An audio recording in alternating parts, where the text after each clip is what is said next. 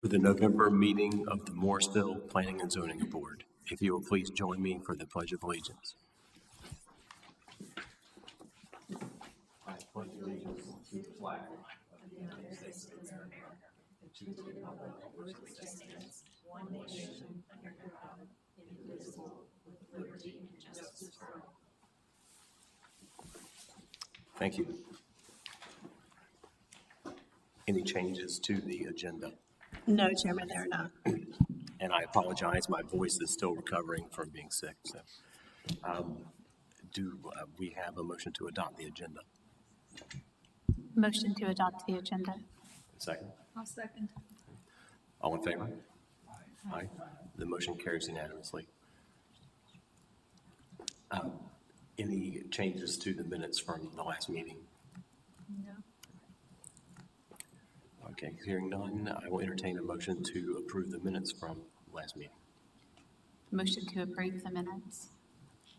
Second. Okay. All in favor? Aye. This carries unanimously. All right, so we can jump right into the presentation.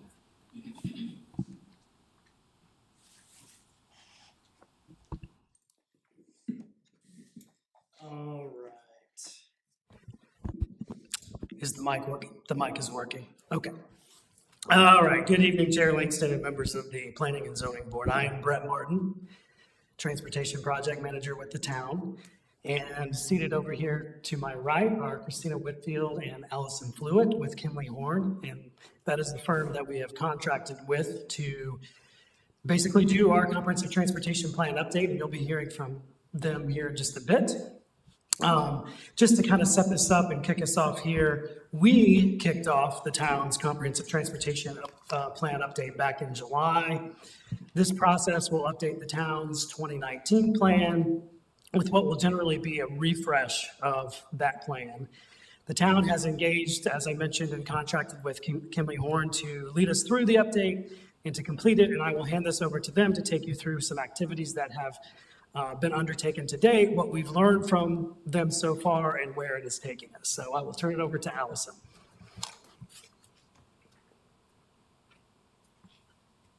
All right, thank you, Brett, and thank you all for having us today. So as Brett mentioned, we're excited to be starting our work on the Comprehensive Transportation Plan update. So for today, we're going to be talking a little bit about setting the stage with our project background as well as our engagement. We're going to be talking about what that looks like for the plan as a whole and also what has been done so far. And then giving you a little bit of a look into the state of the town, just some of our existing conditions, kind of setting the stage for where we'll be going with the remainder of the plan as well.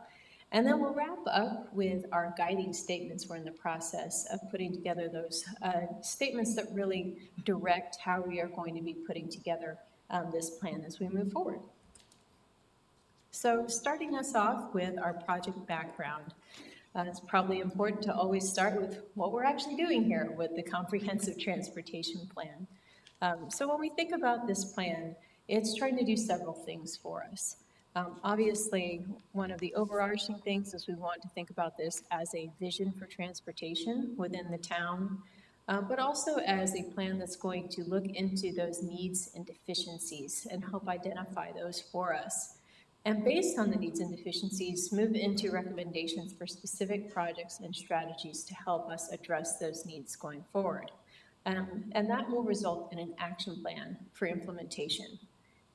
Ultimately, where we want to be able to take the plan is providing information to secure project funding, coordinate with future development, and shape policy and program decisions. So a great plan should be something that you all can use as a communication tool with members of your public, with decision makers, and with agency partners across the region and the state. So just to give you a little bit more background on our planning process, as Brett mentioned, we are underway now. So some of the things that you see in kind of that blue box over to the left, existing conditions and visioning, that's where we are now. So we're working on those existing conditions, get a little bit of a feel for where we are now, what has changed since 2019, which in the town of Morrisville is a lot. So we're looking into some of those things now. That's complemented by a public input process that you'll hear more about here in a moment. From that kind of initial visioning and existing conditions phase, we'll move into a multimodal recommendations development phase. This is, you'll see kind of all of the modes coming together. So we try to look at everything pretty holistically, whether that's our roadways, the intersections specifically, bicycle and pedestrian travel, and transit as well. So we are looking at those needs and then we're translating those into recommendations as well. That then transitions us into an action plan and documentation where we're evaluating all of our projects, going through a prioritization process, developing cost estimates where it's appropriate, identifying responsible parties for implementation, and then ultimately preparing the plan itself. You'll notice a few more of those yellow stars throughout those different phases, and that's where we anticipate having additional opportunities for public input participation. And then just giving you a look at the very, very end of this, we kind of note end of 2026. We'll really be looking toward that latter half of the year to seek adoption for this plan.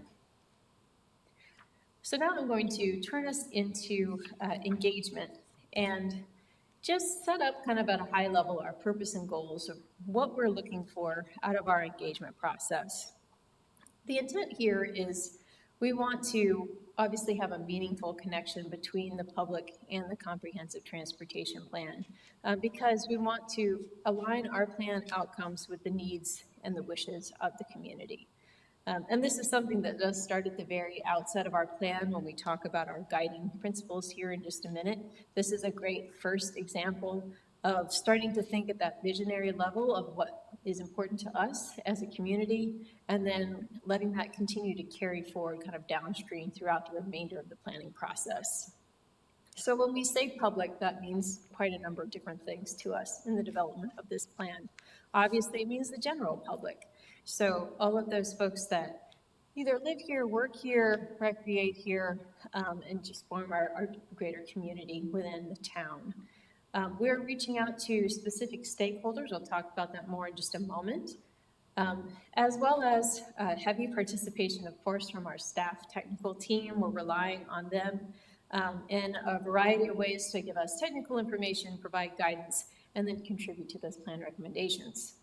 We'll be speaking with you all throughout this planning process at key project milestones, and obviously be looking to you all to provide recommendations to council.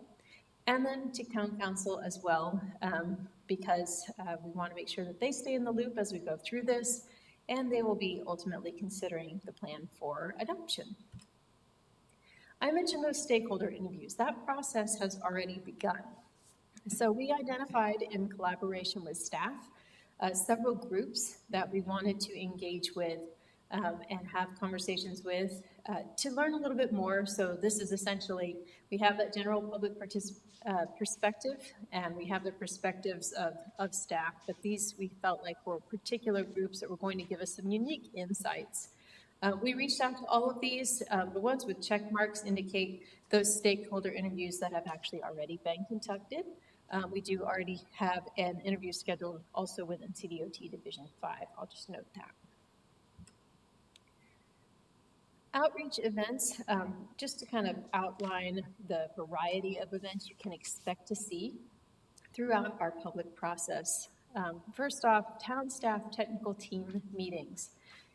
There are going to be 4 meetings between the technical team and the project management team. So this is not just Brett, but a greater assemblage of other folks within the town staff to kind of make sure that we're getting a fuller perspective of what's happening across the town.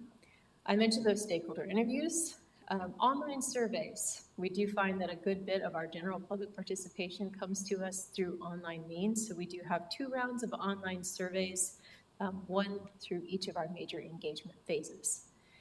We also have pop-up events and public workshops that are envisioned through this planning process. And what I mean when we talk about pop-up events, we've actually already done one. Christina's going to tell you more about that in a little bit.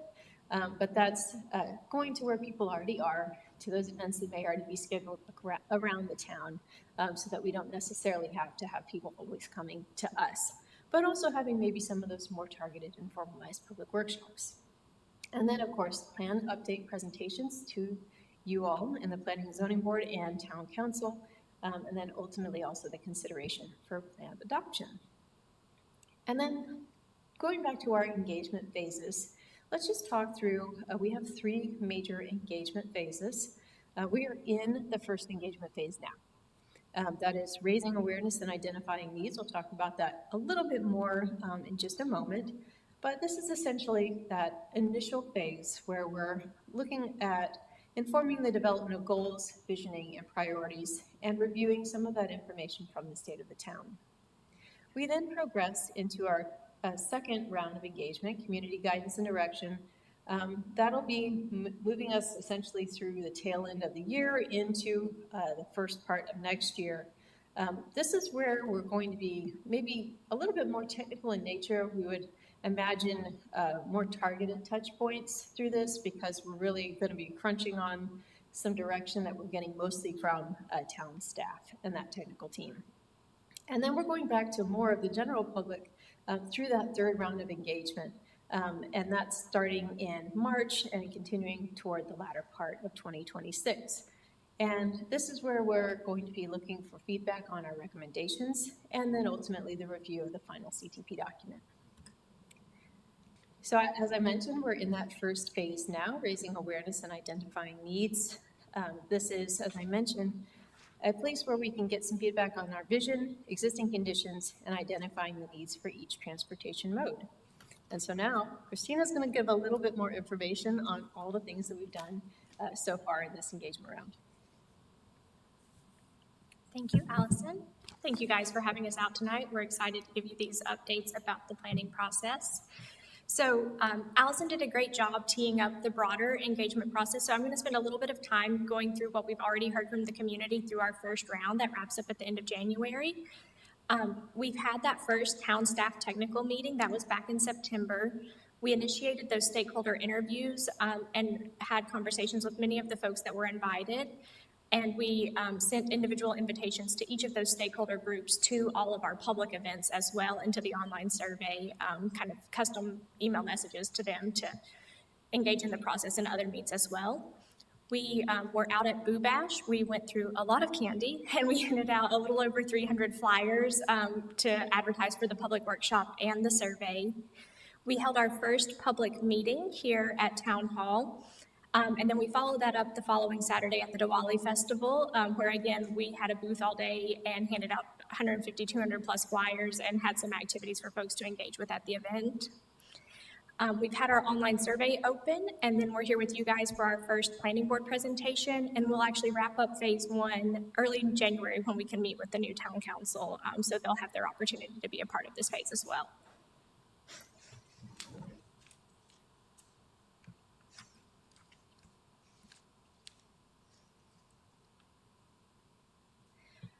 One of our primary activities with the community was to have them weigh in on the guiding principles. Allison's going to walk us through these in a lot more detail later, but I'm going to hit some of the highlights here.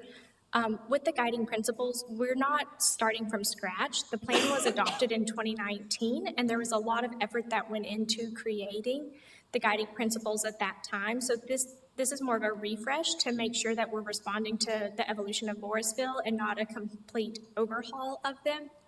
So we took these back out to the public just to kind of get their perception on what was in there that they liked or they didn't like.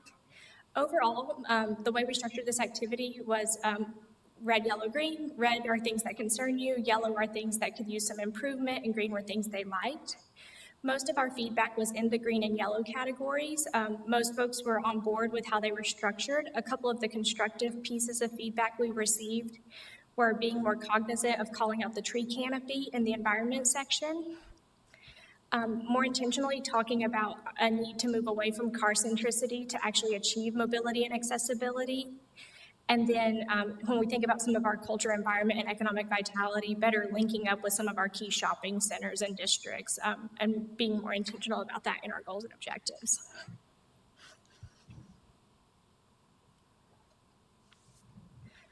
One of the most helpful things that we usually get through public engagement is when we can give folks a map and they can tell us exact locations where they want to see improvements. So we did this in a couple of different ways. For Boo Bash Diwali, the public meeting, we had a print map where folks could sit down with us and mark it up. There was also an interactive map so folks could zoom in and do it from the comfort of their couch. You can see here the points that we got by mode roughly. And I won't go through all of these, but a couple of notable comments that we received. There was an interest in some kind of bike infrastructure, either on or parallel to 54, because it's a really direct connection.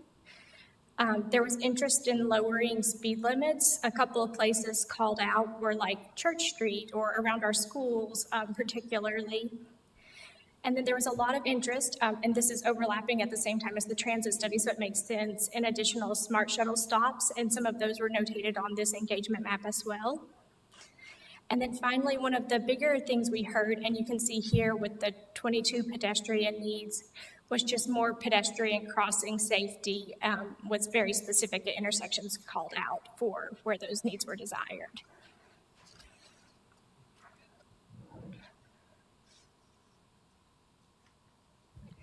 We also asked folks kind of more general survey questions about what's important to them and gave them the opportunity to rank it.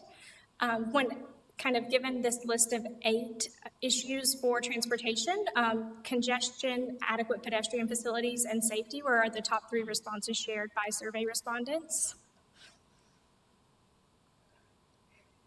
And when you consider that in parallel with, we gave them the traditional good, better, best ranking for a couple of these things. I think when you look at this trail, greenway locations, and quality, the public perception is that we're doing a pretty good job on those things. Our roadway maintenance is really solid. We've got a couple of things that we're just middle of the pack on. And then when we think about our congestion on major roads and congestions at intersections, those are the things that the public perceives that we're really struggling with. Last couple, we asked folks how they typically go about traveling to work, school, or any of their other daytime activities for those that may not work a traditional job. You'll see here that most folks do drive, but we do have a lot of folks who walk about town for kind of getting in and about their daily activities.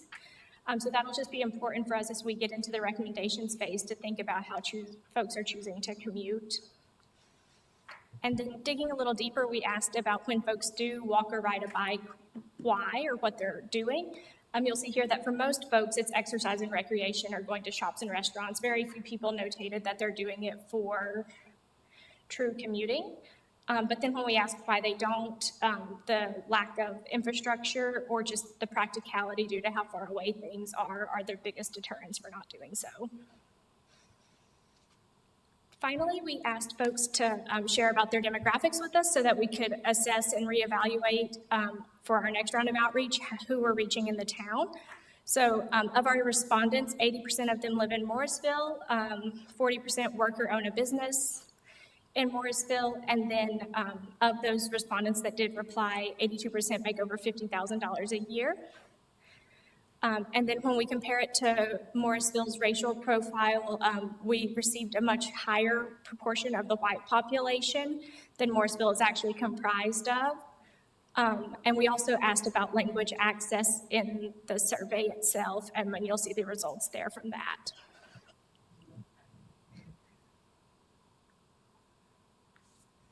Okay, moving on to some data. We're going to talk a little bit about some of our existing conditions. And this is really fascinating because your all's last plan was done in 2019, which is relatively recent, but there's been some pretty big swings in Morrisville in terms of how we've evolved as a community since then. I want to start with just saying that similar to not throwing out the goals and starting from scratch because 2019 is not that long ago, you guys have also done a lot of great planning work since 2019, so we won't be starting from scratch. We'll be reviewing all of those other studies like the TOD study, the recent safety action plan, and starting from there and folding those in to the extent that it's appropriate. When we think about our demographics, especially compared back to 2019, One of the things that are most noticeable is our racial makeup of town has pivoted. So if you look back at the 2019 report, the white and Asian populations in Morrisville numbers are almost exactly mirrored. In our 2019 study, the demographic makeup was 34% Asian, and now it's 46. So those two have flip-flopped in the last 6 years since the last study. The other thing that's notable is Morrisville's an incredibly wealthy community. In 2019, the median household income was $84,000. We're now sitting at $125,000. And then those with a bachelor's degree or higher in Morrisville is already really high. It's in the 2019 plan was 65%, and that has jumped to 74% with our current data.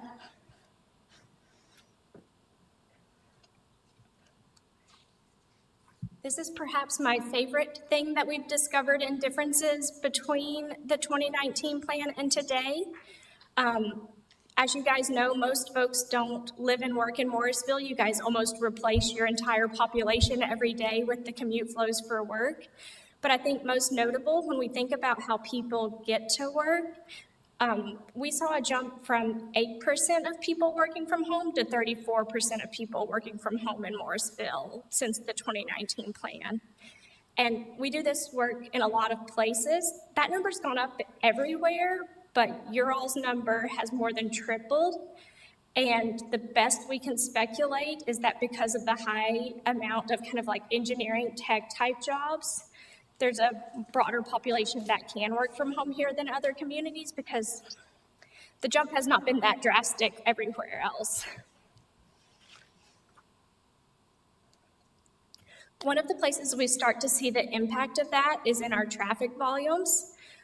We have a couple of roads around town that the volumes have gone up, nothing by extreme margins, but we actually have quite a few roads that have either gone down or stayed completely flat since the 2019 plan.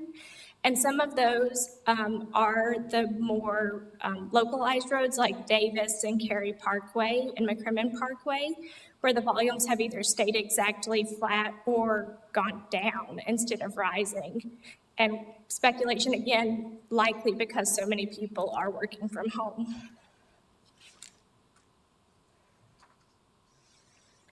These next two slides I'm going to hit pretty quickly because they say the same thing. We have a tool that allows us to look at congestion in the town.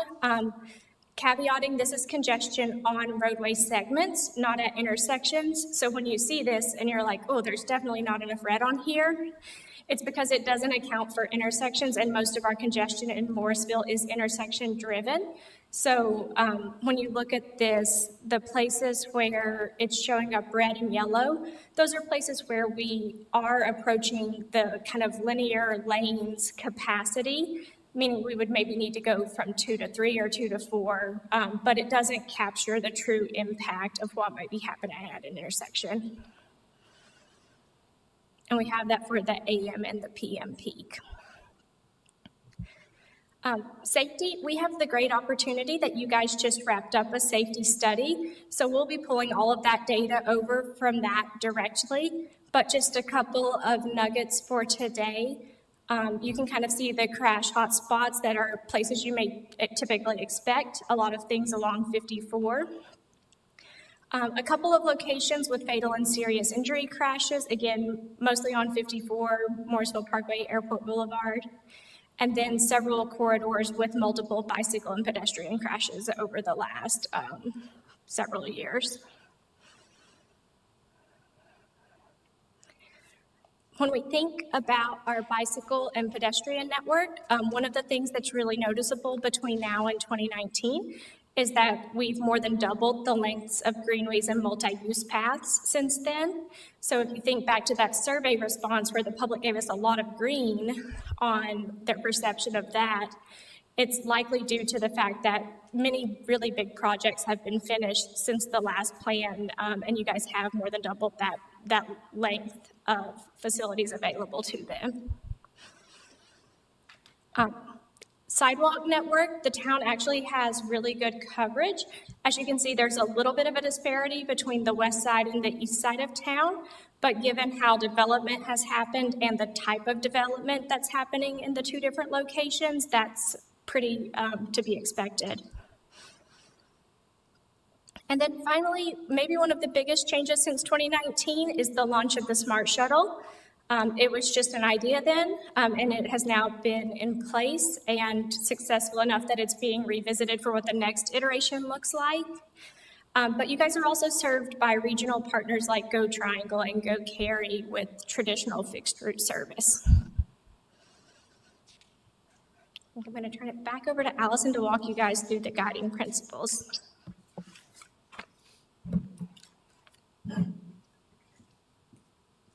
All right, thanks, Christina. So we've taken you through quite a number of things. I know we're a little bit starting to sound like a broken record because some of what I'm about to tell you starts back with the 2019 CTP. So we like to kind of look back and make sure that we have kind of a strong foothold there, and that's certainly the case with our guiding principles. We spent quite a bit of time on these in 2019. These were kind of originally formulated in looking at some of the national, state, and regional planning goals for long-range transportation planning. That was kind of one of the starting points. And then also Planning and Zoning Board at that time, as well as Town Council and the public, all helped to weigh in to create these guiding principles. So it was a great starting point, and I think rather than throwing the baby out with the bathwater, it's a nice place to build from as we go into this CTP. So what we want to do is walk through each of these and highlight some of what is contained with each one of these guiding principles. I'll also try to highlight a couple of new things because what we're showing here is not a direct carryover from 2019, but a little bit of an evolution where we've tried to take some of those initial steps to adapt these to what we feel like are some of the biggest changes, evolutions, growth maybe that has occurred within the town. So I'm just going to walk through. I promise you I'm not going to read this word for word. I don't want us all to go to sleep, but we're just going to hit some of the highlights. And then if anybody does have any things that you want to point out, questions that you want to ask along the way, I know we've been talking at you for a while here. There will be some chance for the discussion at the end as well, but feel free to jump in. I know this is in your packet as well, so I guess the other invitation I would give you is that there's a lot here. It's probably hard to react to it on the fly, so feel free to kind of take this information back and spend some time with it as well. And Brett is an excellent conduit for any additional thoughts that you may have beyond today's meeting itself. But we'll start with culture and environment. And I will read the actual guiding principle in its entirety, and then I'll just kind of highlight some of the other things. So for culture and environment, we have enhanced the town's quality of life by preserving and promoting its valued places and natural assets.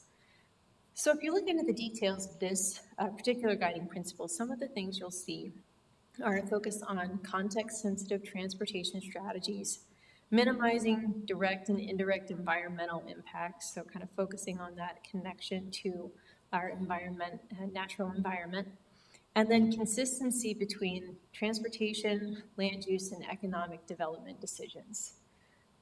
Another color commentary I think I'll offer is that as you go through this, what you will start to see is there's definitely some overlap between all of these. That's not a bad thing. It's kind of by design because these guiding principles do inherently kind of interconnect with one another. Moving on to growth and development, which is make travel more efficient by coordinating transportation investments and land use decisions. So you can see kind of more prominently featured right here in this guiding principle is that upfront coordination between transportation and land use and kind of the focus of where we're placing our money from an investment standpoint. So one of the things that I think I'd call your attention to is in the very first bullet there, kind of the objective there that's supporting. Because we talk about promoting denser mixed-use developments, one of the things that's evolved since the 2019 plan is kind of making sure that we have a more overt focus on enhancing street connectivity and increasing intersection density. That's something that we've kind of identified as a potential way to get at some of the challenges that Christina has brought up in our state of the town, which is looking at some of that intersection congestion and how we can potentially mitigate that with the way that we continue to grow and develop going forward. So you'll see that here, you'll see it in a couple of other places too, but I did just want to point that out and see how it's kind of related to also linking to the support for transit, bike, and pedestrian activity. The other things you'll see in this guiding principle are kind of reiterating that connection for preparing for growth by coordinating transportation strategies and land use initiatives, and then also connecting people to jobs and education. So then that moves us to our next guiding principle, which is safety and security. And that one reads, promote a safe and secure transportation system by reducing crashes and improving emergency response. So a couple of the highlights here are thinking about safety for all of our user groups, regardless of socioeconomic status, thinking about reliability, productivity, and efficiency of our network, and then also, this is kind of coming back to one of our new themes, mitigating potential conflicts and delays at high accident locations and rail crossing sites. So that safety and security has kind of inherent linkages to some of the challenges we see at intersection locations. So while that was an objective that was previously there, we feel like that kind of buttresses some of the focus that we want to pay to our intersections going forward. Moving on to economic vitality, we say support the local economy by making it easier to move people and freight around and through the town. So a few things to note here. We are talking about transportation that enhances efficiency. So from an economic vitality standpoint, we are thinking about people, we're thinking about goods movement. So efficiency is kind of paramount from both of those perspectives. Increasing accessibility and mobility of both people and freight is another aspect of that. Leveraging gateways to create an atmosphere that actually fosters the desire for economic investment. So kind of thinking about economic vitality from a different perspective there. And then you see this new objective coming back in because it also relates to our guiding principle for economic vitality of improving access to local assets by improving street connectivity and increasing intersection density. So then we have our mobility and accessibility guiding principle, which says provide a balanced transportation system that makes it easier to walk, ride a bike, and take transit.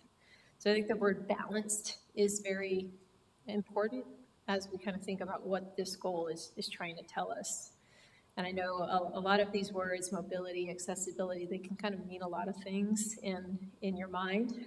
So we're trying to add a little bit of focus about what that means in this specific context. A couple of things that are pointed out here comes back to the idea about transportation options for people regardless of socioeconomic status or physical ability.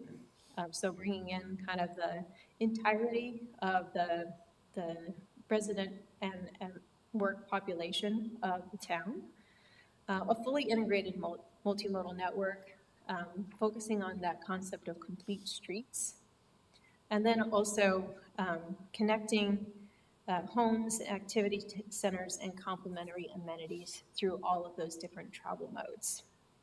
And then, again, our new objective, improving street connectivity and intersection density to create more direct routes, reduce travel distances, and support safer, more efficient movement for all users. So we're looking at that same concept but from a different angle here, because when you think about it from the perspective of walking, bike riding, and taking transit, essentially what you may be doing is shortening the travel path for somebody where it may have been a little bit too onerous to walk or take a bike, but if we have more opportunities to, let's say, get out of a neighborhood or access an activity center, that becomes something that's a little bit more feasible. Can I ask a question? Please.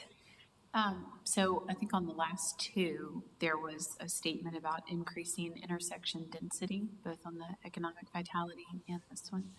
When you say increase intersection density, do you mean like increasing the capacity that an intersection has for how much traffic can come through safely? Or like how do you define that? That's a good question. So I think what we're talking about there is giving more opportunities for people to actually come to an intersection. Brett, I don't know if you want to chime in there. Yeah. To the mic. Yes. So it's really, it goes hand in hand with street connectivity. So the more opportunities you allow for people to connect to different streets, it supports all of these goals. So we're talking about, really, if you think geographically, we're talking about more intersections in the same geographic area, then that's really what it's getting at. Okay, so not capacity at each specific intersection, but more overall intersections, so Right. that the ones that we have are not so overloaded. That's one reason, yeah. Okay. Exactly, yeah. There's so many reasons. I will admit that this is a little bit, this kind of emphasis on street connectivity and increased intersection density is something that I kind of asserted in the technical team environment early on in the process, because there's so many things that rely on that in terms of quality of life, emergency response times, resilience of your transportation network, because the more paths you, and then, of course, as was mentioned, the more paths that you offer for people to get from point A to point B, the more efficient the movement's going to be, and it puts less pressure on specific points throughout your transportation network. So there's so many reasons, but Okay, all right, thank you, that's very helpful. Yeah, that was a good clarification. Thank you. All right, so then that moves us to our system preservation and efficiency guiding principle, which says improve the transportation system's longevity by emphasizing maintenance and operational efficiency and transportation resiliency. And you just heard Brett give a little bit of an intro into that concept, and I want to just touch on that through what you can see within this guiding principle. So actually, I'll kind of guide us to the last bullet here, which is a new objective. And I think this really does go hand in hand with kind of the concept of how can we make our network work better within the town. Thinking about the enhancement of transportation resiliency by developing strategies that provide redundancy and allowing the network to adapt to and recover from network disruptions. So kind of going back to the point about system connectivity and additional intersection density, that's one effective way to introduce opportunities for redundancy. So when I live about 1 millisecond away from Morrisville over there in Carpenter Village. So whenever I'm trying to get through Morrisville Carpenter and it's all backed up, there might be other opportunities for those or other neighborhoods to find their ways around. It's too bad for me, but they might have other choices. So that's just kind of one example. And thinking about that more broadly, that can also mean other travel modes. It can kind of think about other strategies for how we can help folks get around more effectively around the town. But some of the other things to think about within this guiding principle also include the longevity of our transportation system. One of the reasons I really like this guiding principle, I think this is something that's, it's maybe not as cool to think about, but this is where our cost savings can really come into play if we're thinking about designing a transportation system in a way that we can get it to last longer, or perhaps we can enhance the capacity of the roadways that we already have without having to add lanes by doing things like adding transportation technology solutions to those roadways. Those are all going to be much lower cost, more affordable options, perhaps be more attractive for other funding options that are not just the big ticket NCDOT type projects. Those are all ways that we can potentially get people moving more quickly, more efficiently around town. So this kind of takes us into our next steps. So you've already heard a little bit about this, but the first thing that's coming up is actually our town staff technical team. That will be happening in December. This is our second town staff technical team meeting. We'll be talking about our cross sections. So I'm sure you all are very familiar with some of the current cross sections from the previous CTP. And we'll be talking about those in detail, what we feel is working well, what's not, and having more of that discussion to kind of help us start moving in the direction of ultimately putting together a revised version of those cross sections as part of this CTP. And then we'll be just putting our heads together on phase 1 engagement, seeing what we can learn from that and help us move forward into our recommendations development. We'll also be getting back with town council, as Christina mentioned, in January. This does give us the opportunity to speak with the newly seated council and introduce the process in a similar way to what you all are experiencing today. So we did want to just give you all also a chance to give us some feedback and anything else that's on your mind about all the myriad topics that we've gone through today.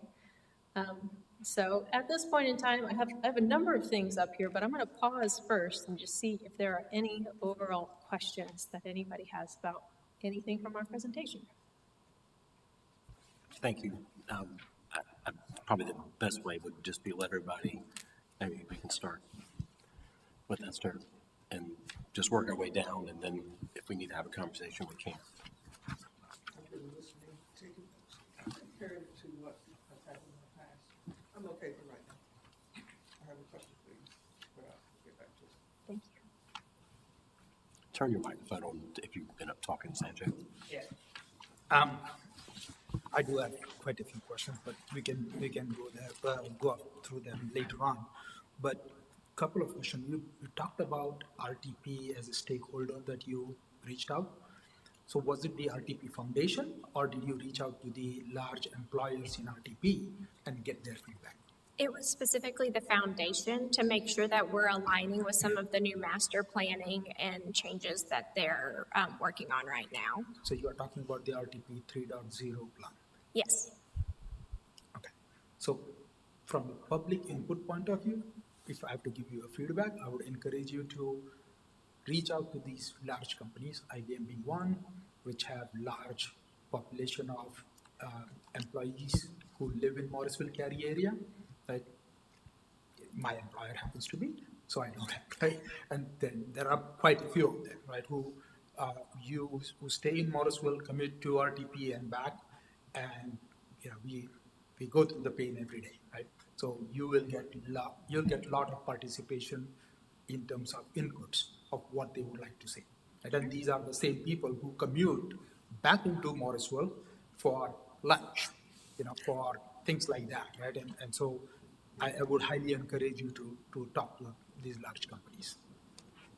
Awesome. We will definitely work with town staff on that for the next round of engagement. That's great feedback. Thank you. The other thing I was wondering is you talked about race. Could you share a briefly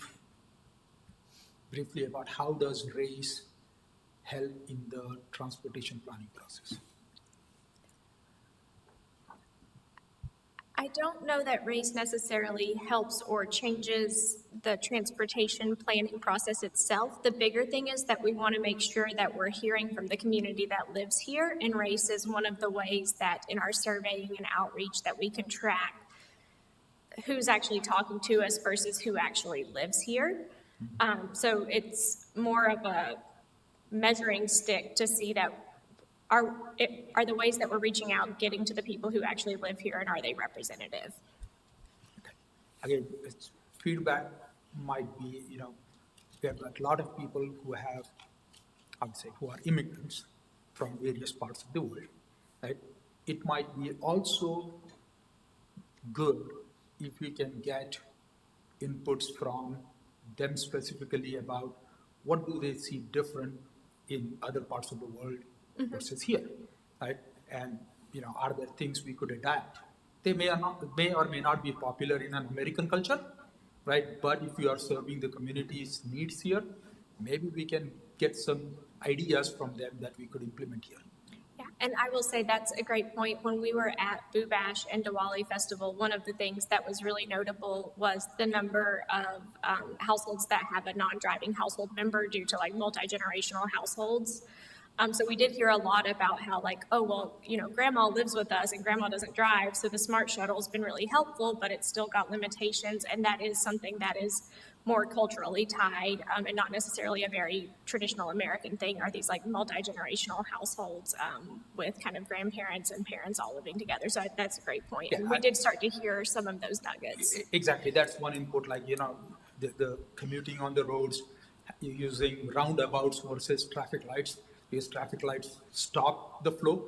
Roundabouts, yes, American drivers need to get used to it, but it is a concept that has worked well. I mean, think about it, right? Yeah. In France, in Paris, of all places, the roundabouts works very, very smoothly for the amount of traffic that flows in, right? But So that's just not like good the for idea. pedestrians, though.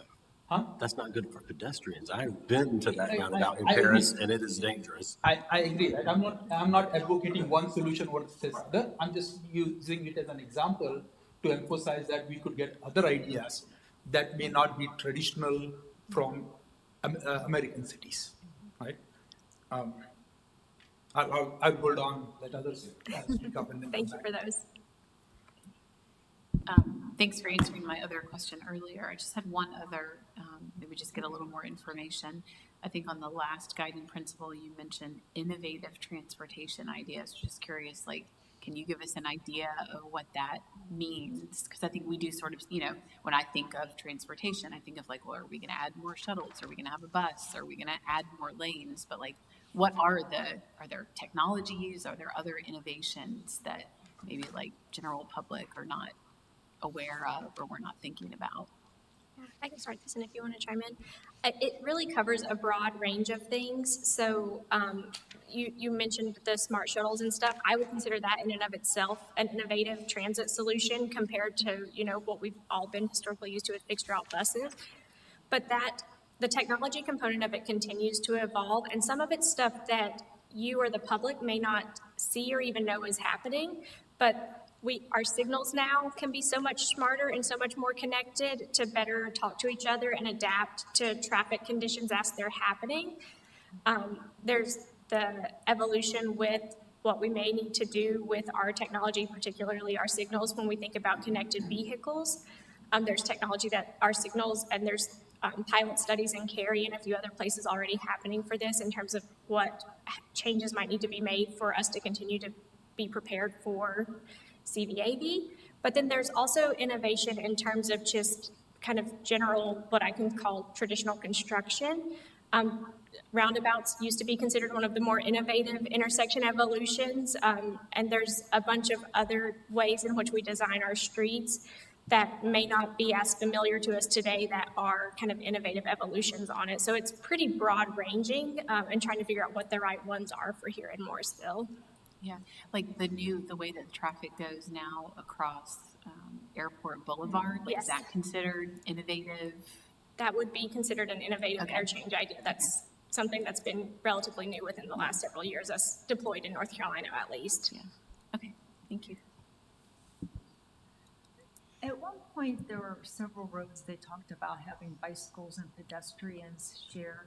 Is that still in consideration? That causes panic around many of the neighbors that walk in my neighborhood because there's these large clusters of bicycles that come flying down the street. And I couldn't imagine them being on the shared sidewalk. Is that still in plan? We will be revisiting all of the cross sections. Make sure I'm understanding you right. You're talking about kind of the concept of the multi-use path or shared use path beside the road. We haven't got to that part yet, but we will be revisiting the cross sections, and that's helpful feedback to know now in terms of maybe there's places where that's not as appropriate due to the volumes of bicyclists that may be using it. But we will be revisiting those cross sections as a part of this process. Thank you.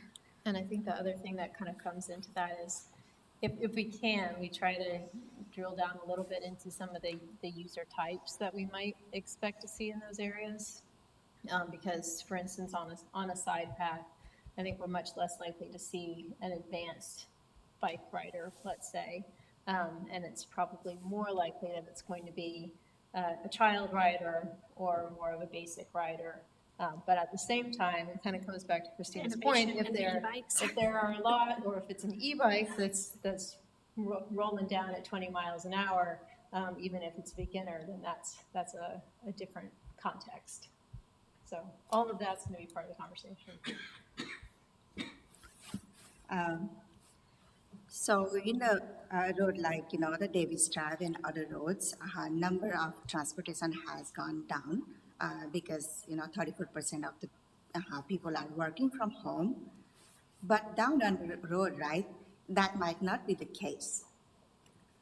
So what kind of, the plan do you have for those roads? Right now, the number has gone down because of working from home. So do you have taken any consideration for the, are we going, you have any plans, even those numbers are gone for the next 10 years, 20 years? So I'll start by saying we don't have any recommendations ready yet. So we haven't looked at the roads and said, oh, the traffic's staying the same or it's going down, we should change it in X, Y, or Z way. That's going to be coming in the spring. But I will also say one of the things that we use, we had talked about that model map that doesn't do a great job at intersections but does a good job on the corridors. We actually use that model to project traffic out to the year 2050. So we'll be looking at potential growth. And to your point, those conditions may not stay the same. So we'll take a more conservative look at that using a long-term forecast and not just what's happened in the past 5 years.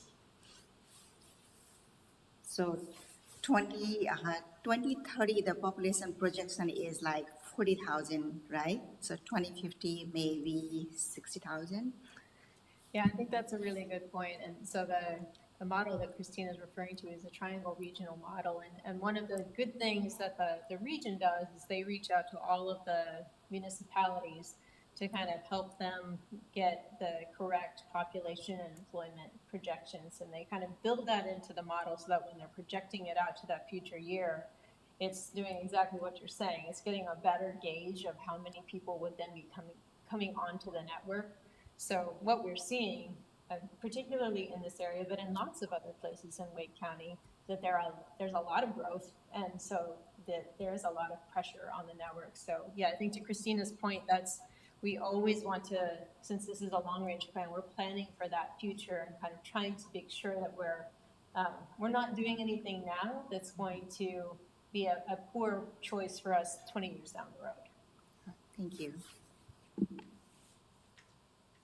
I just really wanted to commend you guys on how much you,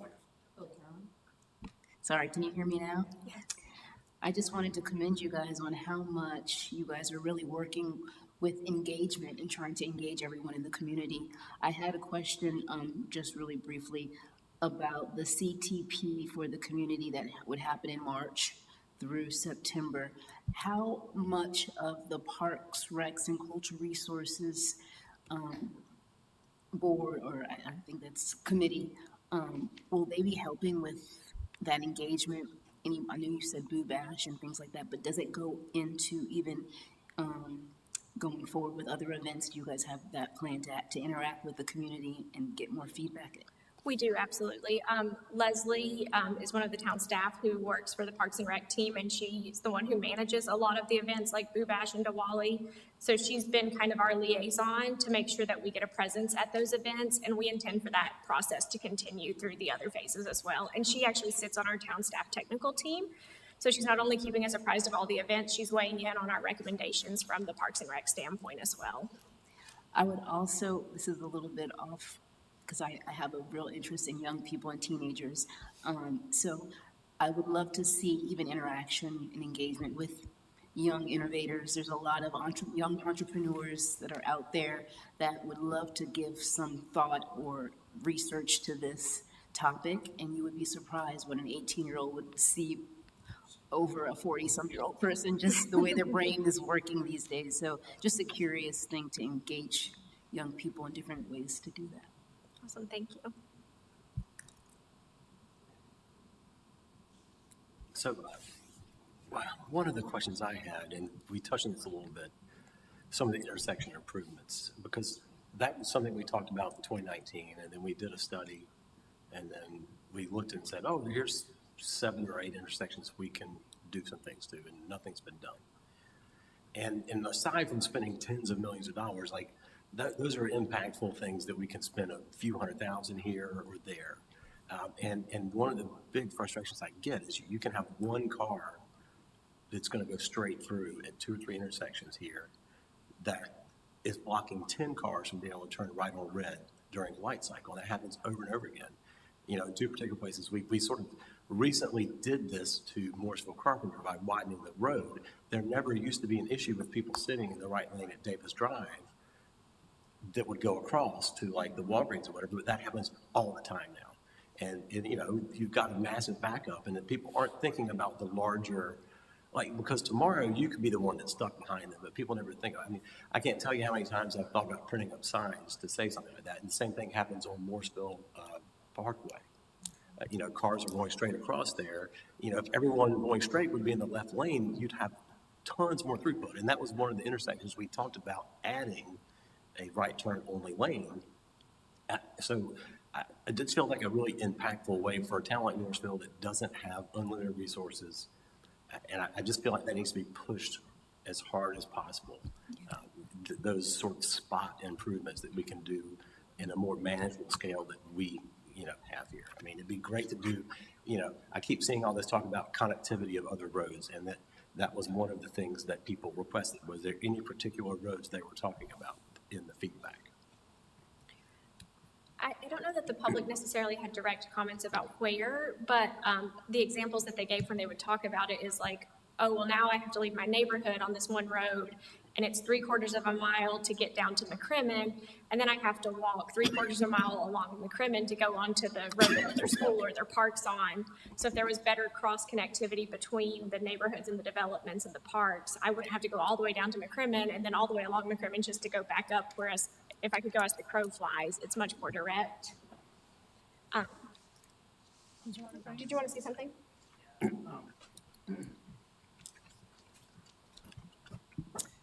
So Chair Langston, that's a good point. One of the things that we want to look at, it's not necessarily the scope of this comprehensive transportation plan update, but something we're looking at as kind of a supplement follow-up task is to, at our intersections, to do more micro simulation. That will tell us if we can do things like that, right? Do we need 2 lanes of through movement capacity, or can we switch one of them to a right turn lane and move more cars that way? Those are questions microsimulation can answer for us. And we're working with the engineering department to kind of put together, this is, you know, that sort of task and what do we want to get out of it? And I completely agree. We need to start with that sort of task, we need to start with what are those quick win, low cost type of improvements that we can identify and knock out that would be really impactful and that people would notice. Because a lot of the other transportation projects that we've been working with for years, as I'm sure you've noticed, have taken a lot of time. So the other thing is we have to work with NCDOT on almost everything we do in town because most of the roads are owned and maintained by them. So there's a lot of coordination there. And I think one of the things that we can do is be a little bit more, is kind of set up a closer, more periodic type of relationship with the key partners that are important to the town and DOT, which I think will go a long way in helping us be able to make improvements and show them how they can be impactful to the community. So. Thank you. And then, so you guys were all, so yeah, I mean, because there's the sort of the two, I mean, because we need to think about what happens really long term and also kind of what happens in the more near term. You talked to, sort of like talking to RTP, you talked to Carrie, and I mean, what kind of feedback did you get from Carrie about the Morrisville Road Network? I guess I'm curious as to that. Yeah, our feedback with Carrie was mostly actually focused on some of the things that you guys could partner to kind of more push from a regional standpoint. So we talked a little bit about, you know, the continued widening of 54. We talked about what's happening on Cary Parkway. So the things that are mutually beneficial to you guys, to team up between the towns, to talk to NCDOT, to talk to the capital area MPO, to kind of collectively push those.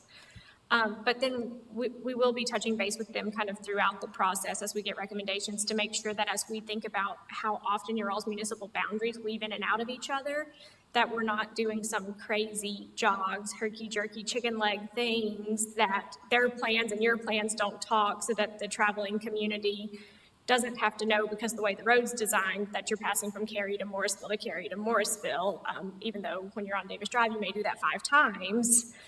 Just making sure that the two things align and that you guys are planning together in those areas. I mean, because there's one thing that sort of satisfies all these things that has been built at odds between Cary and Morrisville is the connection between Town Hall Drive and Crabtree Crossing Parkway. You know, I know that was taken out the last time, but there was a long period of time in which that was in the plan. Yeah. We were fortunate enough to facilitate those public meetings, so we know all about it. So, you know, I mean, that is something that satisfies almost every one of the different things on this, and sort of, you know, but I don't know if that would happen or not, but I mean, it'd certainly be nice to re-look at that if it's possible, but. I absolutely second that. I mean, you know, this board really tries to think about the community, and I was extremely disappointed that the town council chickened out. But it kind of brings the other point that was highlighted here, right? We want to build cross-network so that we move traffic along. And the other challenge we have had, because none of the ideas for the last 2019 onwards haven't moved because of funding shortages or exponential, you know, cost of whatever we have to build, right? It's not totally true. Some things have definitely. Yeah. But what I mean is, you know, the major ones, right? So as you are looking at potentially recommendations for funding some of these initiatives, do you plan to consider ideas like private-public partnership?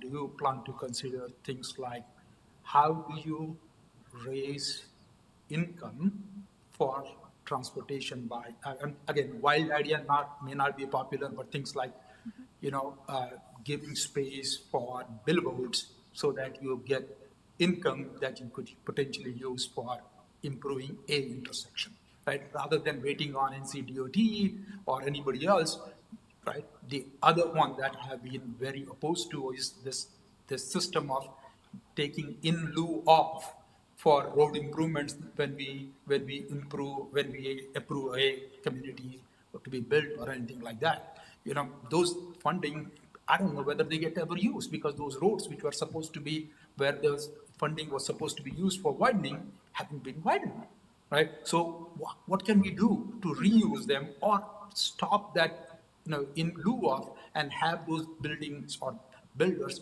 do those improvements right then, right? I know it is not going to help the entire space, but we incrementally improve that lane all the way, right? These are things that we would need in Morrisville. Otherwise, we are going to come up 10 years from now and have the same discussion over and over and over again. Yeah, and I will say, I don't know that we'll solve all the problems, but we do have in our action plan task to look at alternative funding mechanisms for the town, whether that be what public-private partnerships can we leverage, what might need to be happening in a bond referendum, what might need to just be things that, for lack of good reason, just have to be an NCDOT partnership because the scale of the road being their road. But not only like looking at what those alternative means are, but trying to more strategically align which projects are best suited for which types, instead of just leaving it kind of, oh, here's this lovely list of projects and here's all these funding sources, but better tying the two together. And even thinking we'll have a federal reauthorization for the transportation bill in 2026 timeline. One of the things we like to do is try to align projects with which discretionary programs may be out there so that you guys could be more opportunistic with grant funding. So we will be taking a look at that. I can't promise we'll solve the fee in lieu issue because that's a state legislative thing. But we will be taking a look at alternative funding and trying to better tailor this plan for those other means as part of our action plan. I don't know if it's a question or if it's a statement, but one of the things that has concerned me, and I was hoping I would see some of that, we have a disconnect in this town between the residents that live west of Church Street versus those who live east of NC 54. And it was much more difficult, it was made much more difficult when they closed the crossing at the northern end of Morrisville. One of the things that I would like to see, and I have said this many times over the years, we need to have some type of pedestrian walkway beginning on Church Street, taking us all the way across the railroad and across NC 54. We have a technical school over there. We have shopping centers over there. People have no way of accessing them. And we could walk instead of driving, get the cars off the road if we have a way for people to actually access those.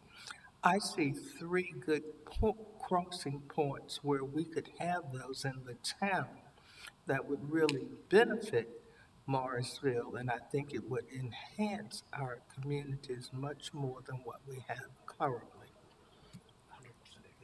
Do you have those 3 crossing points on your head that we could jot them down I now do. if you've got them? I do.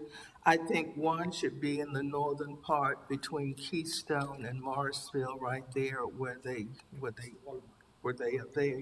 Because if you cross over to, I think it's Saul Street or whatever that street is, there, and there's probably room enough to put a crossover there. Don't know what it would cost, but I think it would be worth it in the long run. Another one, I think you're going to have to provide some kind of access for people to get to Wake Tech. Where you would put it, I don't know, but I think there would be a good location for it. Another area would be down in this area here in Morrisville. We need to be able to, people who want to come to town hall and eventually the little town park that we're building, they should be able to walk to it instead of having to put a car on the road and come across to it. So those are 3 locations that I think we could definitely use them. And I'll stop right there. No, thank you for sharing those. Something else, but I'll stop. Anyone else? Then I guess, thank you. That was a good presentation. Nice kickoff. Thank you, guys. Thank you. Thank you.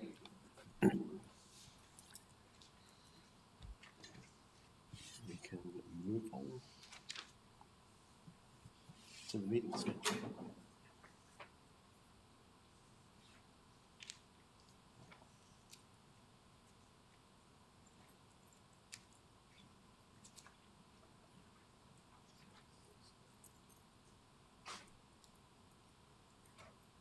I'm sorry, we can move on to the meeting schedule. I was just checking it myself to see if I had one conflict.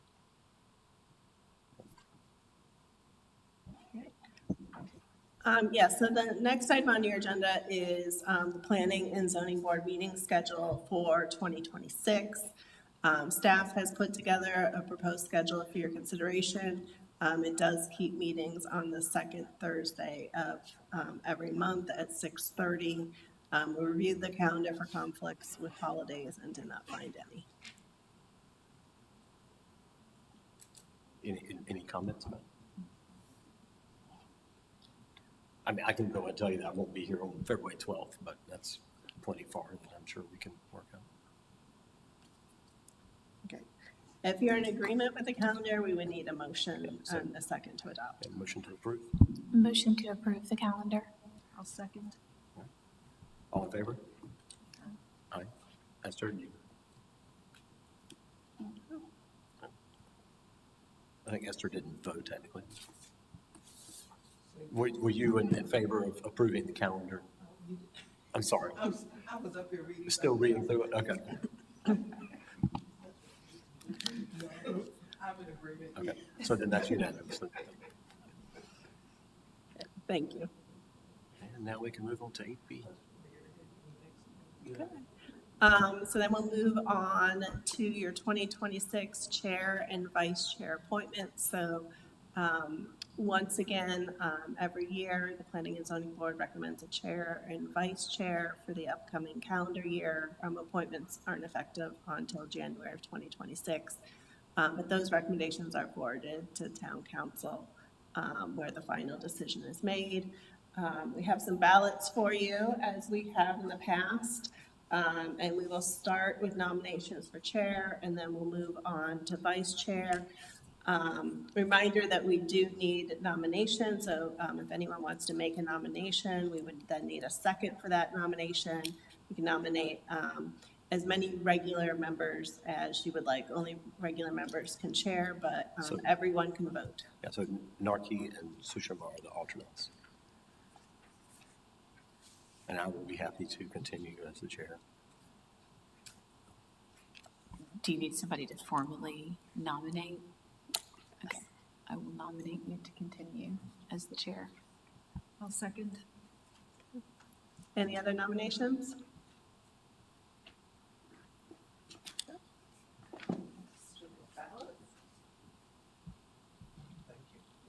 Oh, wow, these are very fancy this year.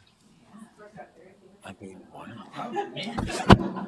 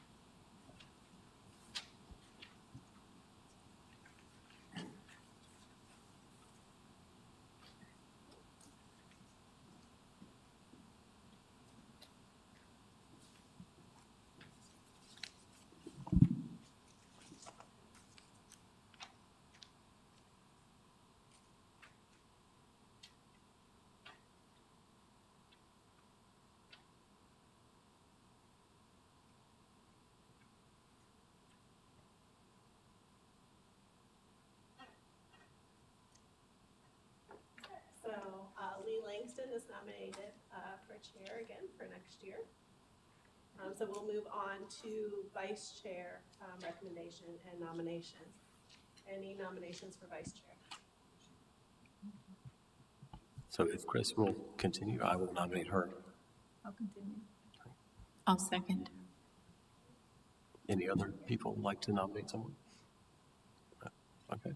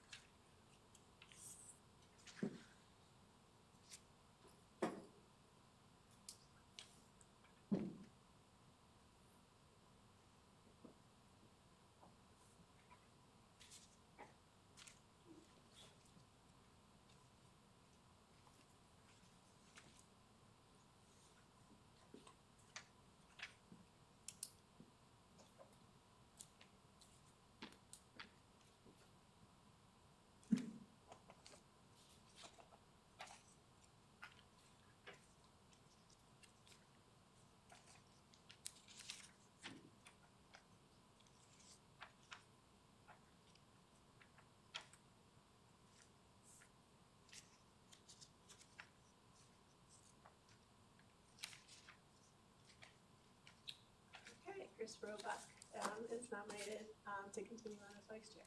So we will forward those on to town council for action, and then appointments are official January 26th. Thank you. And we can move on to the planning newsletter. Okay. So just a few things to report on since we met last month. We did receive in a couple new development applications. One is for a new multi-tenant retail building on Chapel Hill Road. And then we did receive in a site and construction plan application for the new athletic fields and tennis courts being proposed at Cedar Fork Elementary. And those are a joint partnership between the Wake County Public School System and the town to support the new high school that is under construction. In terms of town council approvals, you heard some references tonight to the safety action plan.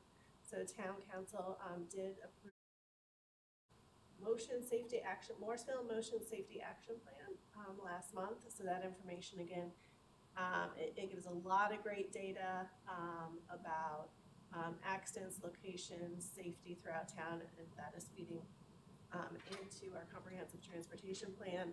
Again, that work was, thank you. That work was done with just a $13,000 contribution by the town, mostly funded through grant money.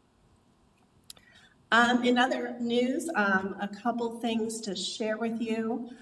So last month, a presentation was made to the town council on the findings of the vision study for Church Street Park. So that's something that we haven't really talked about before, but if you're interested, it's a great presentation to go look at. It really is that. It's a vision study looking at what the park could potentially be, particularly if we expanded cricket, potentially did up to a 9,000-seat stadium to really recruit some of those larger matches and games. Also, some cost estimates along with that were not insignificant, but provided some good information about what could be, and there'll be continued discussions going forward by town council about that. The alternate transit study is also concluding. The recommendations from that study were presented to town council last night. So again, that's looking at the smart shuttle now that we have been operating that system for a few years. What can we change? What can we improve with that system? That was about a 2-hour discussion last night. So a lot of information presented, a lot of really good discussion. I anticipate that discussion is going to continue probably into next year. The recommendation was to continue with microtransit, but to transition away from the larger shuttles to minivans, which would reduce cost, and we could actually get more vehicles on the road, which would add capacity as well. Also recommended that we add some additional stops so that we could serve our residents better as well. There were options also presented for fixed route. So I think council is weighing the options and the pros and cons of trade-offs with the different options, and also looking at the cost associated with those. So more to come.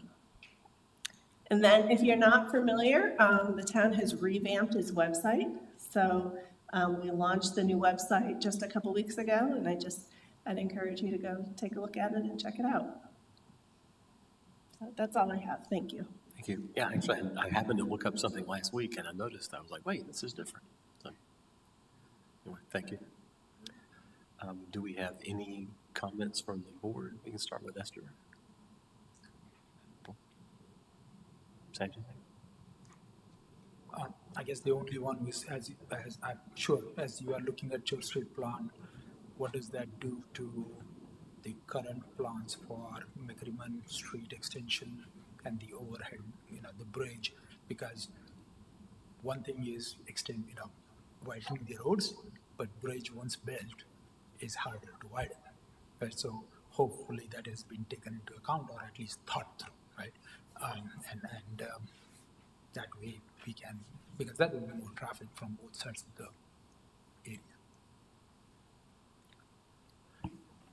Yeah, so as part of that study, the consultant did look at the plans for McCrimmon improvements, flyover, so those were evaluated and looked at. Also some discussion about the TOD site across the street, what could potentially happen with that, what synergy and opportunity there might be for those two to work together. One of the interesting things with the study as well is there are different recommendations that kind of build off of each other, so you could do A, B, C, D kind of thing, but as you get into it further, it does propose, or at least bring up a potential opportunity to use Shiloh Park a little differently as well. Yeah, I mean, the only thing I would say is we have to be careful about is how you go about doing it should not delay further the McCrimmon Street expansion, because that will mean more and more congestion and more grief people face through that. So to that point, I'll share, we haven't had updates on NCDOT projects for a while, but both the McCrimmon widening project and the NC-54 widening project, and when I say NC-54 widening, that's just from I-540 to Perimeter Park. It's that segment. Those are still set to start construction in 2027, but it's really going to be dependent on finishing up some right-of-way acquisition that's going on with those, and then utility relocations could actually start even before 2027, but that is still moving forward. To member Dunnigan's question, there is pedestrian infrastructure going over that flyover, including a bike path a bike lane that's planned.